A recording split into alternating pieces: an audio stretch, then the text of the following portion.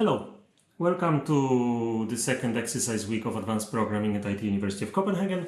And now I'm going to show you a completely unscripted attempt with all the mistakes I'm going to make to solve exercise 2 from set 2, just to get you started smoothly on the exercise set. So I need to find my repository checkout.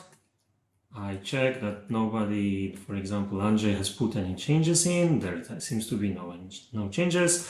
I go to the second week directory. I open the build script because somehow that's my habit. And I also open the exercises, right?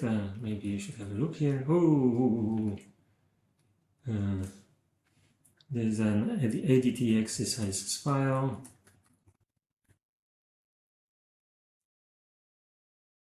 So let me open that one.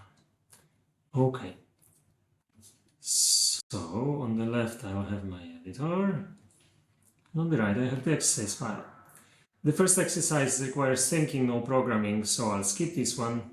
The second exercise, well, that's our subject for this short video.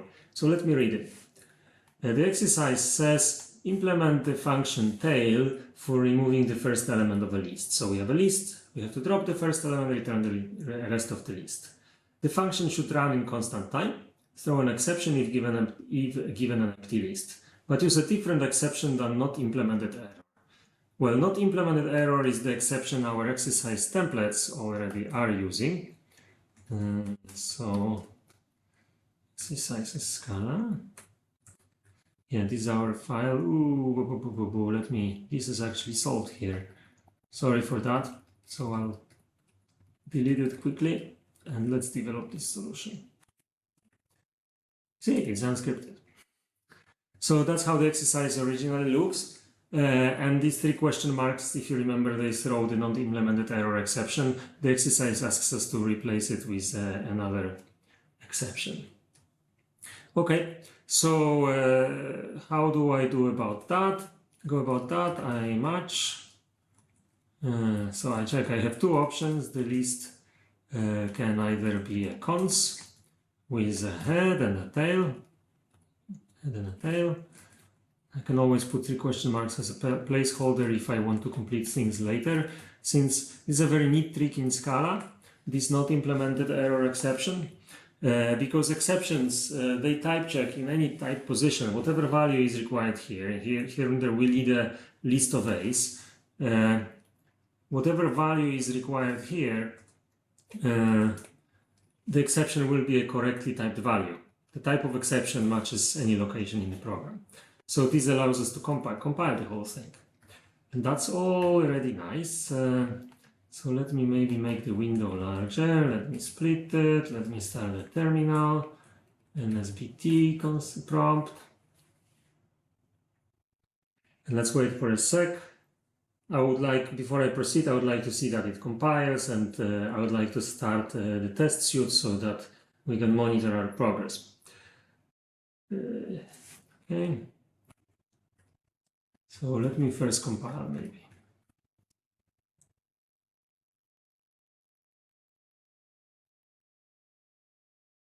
Just to see, yep, success. So as I mentioned, as you can see, these exceptions, these statements that are throw new not, what was that called? Not implemented error. These are equivalent, right? They type check. This thing here means the same as these 3 question marks. Actually, since we have this digression, the 3 question marks in Scala, if you search long enough, you will find out that it's implemented exactly that. 3 question marks are a function. It's not a language construct. It's a function in the standard library that does exactly this. This should also compile, but I will not check that. So as you can see, these throw statements in here, they actually match the list of A type, which is nice, but of course that's not why we came here. We came here because we want to test. So I start the test suite so that it operates. I always start it with a tilde so that it works all the time, because I don't have time to restart it, and machines can do that. So these are the tests for exercise 2, and as we can see, they are all failing. Okay, so what we do in the case where we have a list that has a head and a tail, we just need to return the tail and we are done. And if the list is, well, if the list is empty, we need to throw an exception. The test will likely complain because we were asked to do a different exception than the one we are throwing out. Yep, you can see that the two tests here are already passing, so that's kind of cool. But the first case, that tail on empty list throws an exception, is failing. It says we flagged this a bug. If you throw no exception, or if you throw not implemented error using 3 question marks, as this should be reserved for unimplemented code, not for runtime errors. Okay, so what we should throw in here, we need to figure out an exception. We could define a round exception class, but maybe we just see what exception Scala standard library is using in this case. So let me create an empty list in Scala. Oops, sorry, I have to start the Scala console.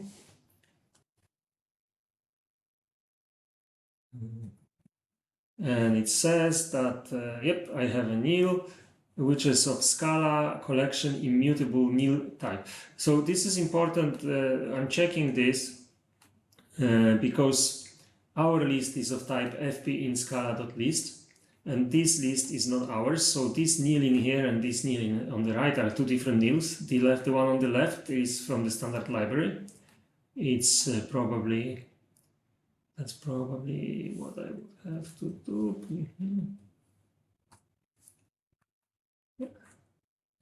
That's the nil, right?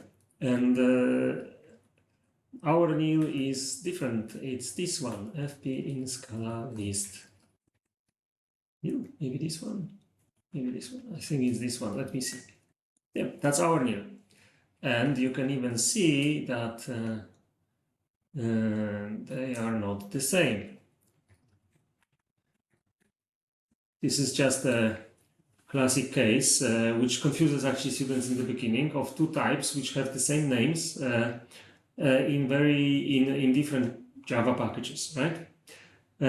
So we are programming with the right one, the fp in Scala nil, and we need to decide what to do it. But what I'm going to do is I'm going to check what the left one is doing in a similar situation. So let me take the standard function tail from Scala. Let me call it. Sorry, it's a parameterless function in Scala. It's a method in Scala. What did I do? Yeah. Okay. Is this exactly? Sorry, confusion. So I called the method tail on an empty list in Scala, and it of course exception the same way as we do it, and it actually told me that this exception is unsupported operation exception. Maybe we can do this one. Throw new. Oh, let me try again.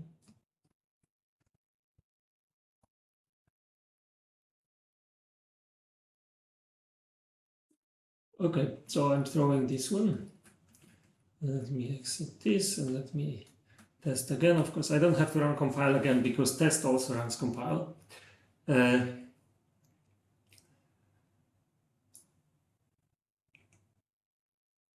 And now we pass all the tests. Exercise is done.